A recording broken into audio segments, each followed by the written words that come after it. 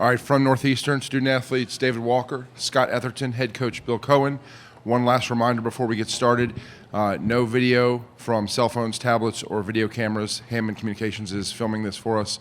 We will start with an opening statement from Coach Cohen. Coach? First, I'd like to congratulate Coach Bray, Notre Dame, their basketball program, for an outstanding basketball game today. You're a tremendous team and presented us with a number of different challenges. But I thought our team competed buzzer to buzzer. They left it out on the floor, as you would expect in this type of venue, in this type of environment. And I just couldn't be more proud of this group of young men. They never stopped believing in themselves. They took care of each other on and off the court. They pushed each other. They held each other accountable all year long, and they never gave in. So I just couldn't be more proud. I thought, in terms of basketball today, we had an opportunity to tie the game up or grab the lead in the last possession. And I think in the NCAA tournament, that's about all you can ask for. I think what ultimately did us in was we just had way too many turnovers to beat a quality team like Notre Dame. All right, questions for the student athletes only, please.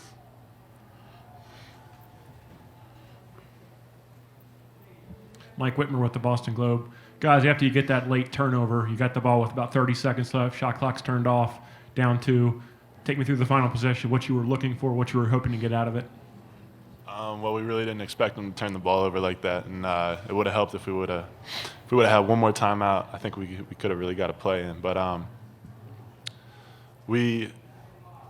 not really sure what happened at the very end, but I think we gave a great effort, and I don't think that last play is what lost us the game.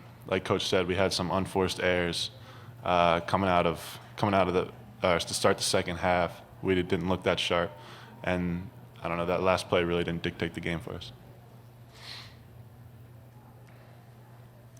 I think, like what he said, we didn't expect them to turn the ball over, and it would have helped to have another timeout. But we were going to go to one of our horns plays that we ran the previous 3 times, and they did a good job of defending that. And, that last play didn't dictate the game. So that's about it.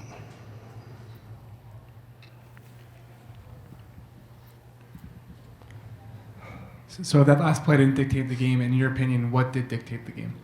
Like Coach said, I think it was a lot of turnovers. We just fell asleep on some of their actions that we walked through. We knew what they were going to do, and there was just a couple times where we didn't execute it, and that was really just the small difference. To beat a good team like that, you have to be really focused into the game, and there was just a couple times when that didn't happen for us.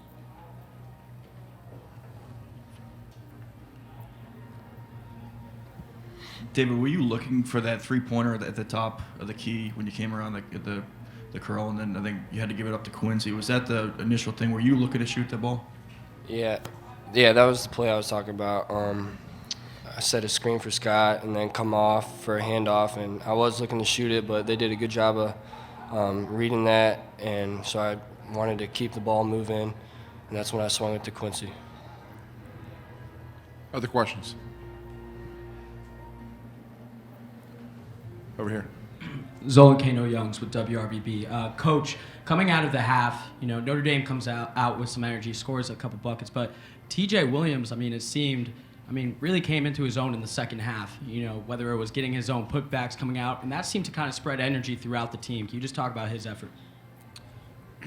Sure. TJ, I thought played a really solid game for us. We needed his quickness and energy on the defensive end to really get some ball pressure on Demetrius Jackson, who's a tremendous guard and got great quickness. And I thought he did a good job of that, and he did a good job of really kind of getting into the lane and trying to push the tempo when we needed him to. Reminders, questions for student athletes only for now. Mike? Guys, you were down, I think, 12 with 6 minutes to go. What allowed you to cut into that lead, and what was the mindset there in the last couple of minutes when you were trying to just get the game tied up or take a late lead? I think that just speaks on how close our team is. We've dealt with that kind of stuff before. We've gotten down and we've had to fight our way back. It was just a key was just staying together and supporting each other and staying confident. We knew that this could be our last game of the year, so we didn't want to leave. We didn't want to leave any lost effort, and I think that's what helped us deal with that kind of run.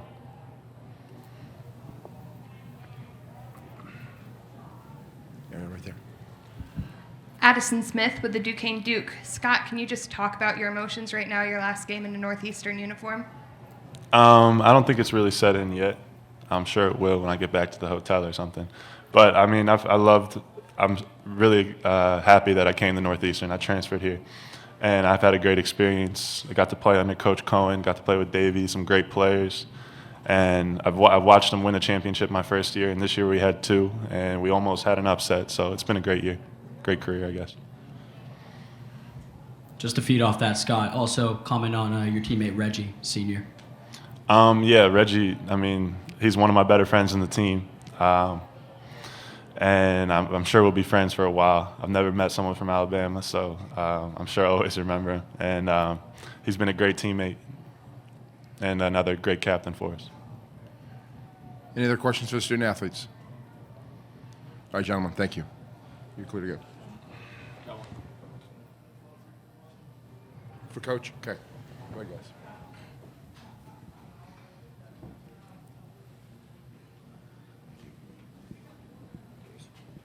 All right, questions for Coach Cohen.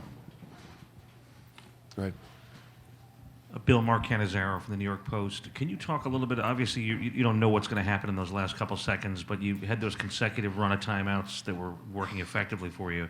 Do you at all regret not having that one for that last possession at all? Do you look back on that at all? Sure. I think we're always better coming out of a timeout. This team is a team that's always executed very well. In timeout situations. I wish we had one left, but we really had to kind of set our defense to give us that opportunity to be in that spot. We told them with our last timeout, well, we wanted to run, so we had a play call in there. I just got to, and we ran that play pretty effectively. You just got to give credit to Notre Dame's defense for stepping up and making a play. I don't know if I had the timeout, if we would have run anything different. Or done anything differently. It was just really a matter of execution, and there was better defensive execution than offensive execution at that time. Bill, if I'm not mistaken, Scott's sitting on the bench. I mean, you're probably thinking that they're going to foul, you're going to get him back in the game. With him on the floor for that possession, how would that change in any way as to what happened? Yeah, I think we would have played it the same way.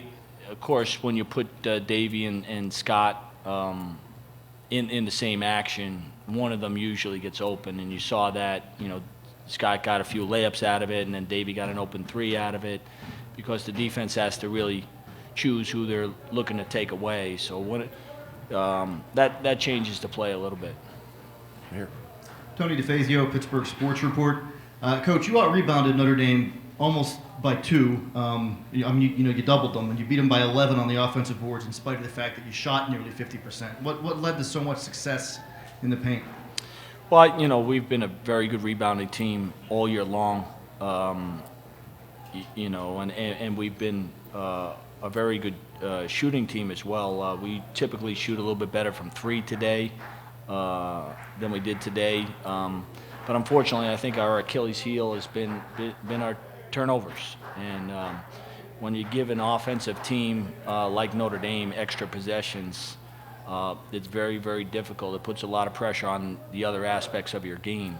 But I thought we ran our offense pretty effectively. We got on the backboards.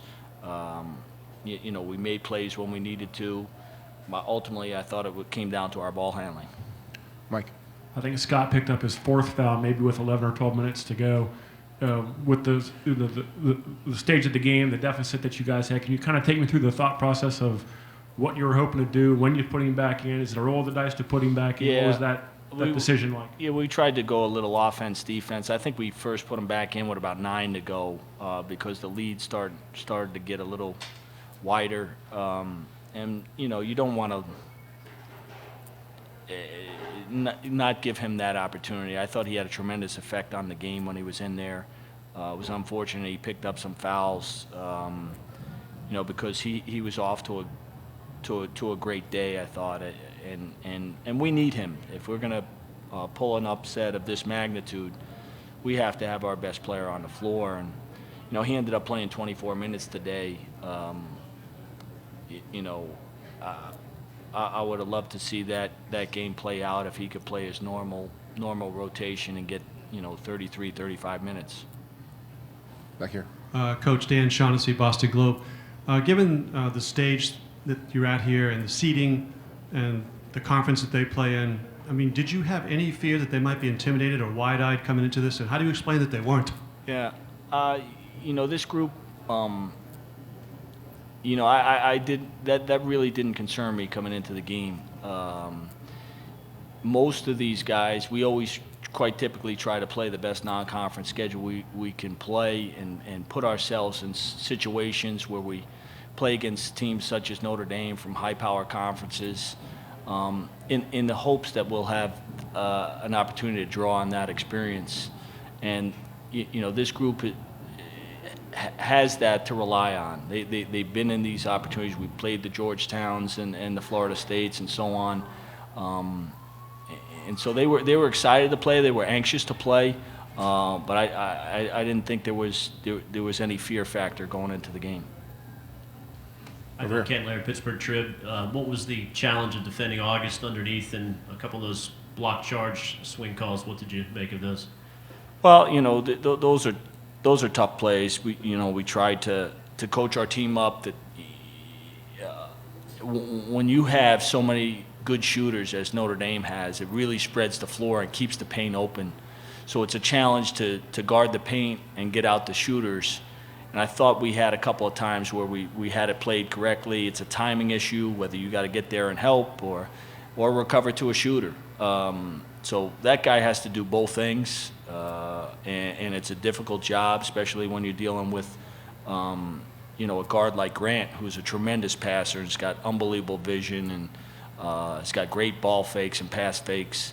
So he was able to keep the floor spread and had us cheating towards shooters and really opened up the paint for Zach August. Mike.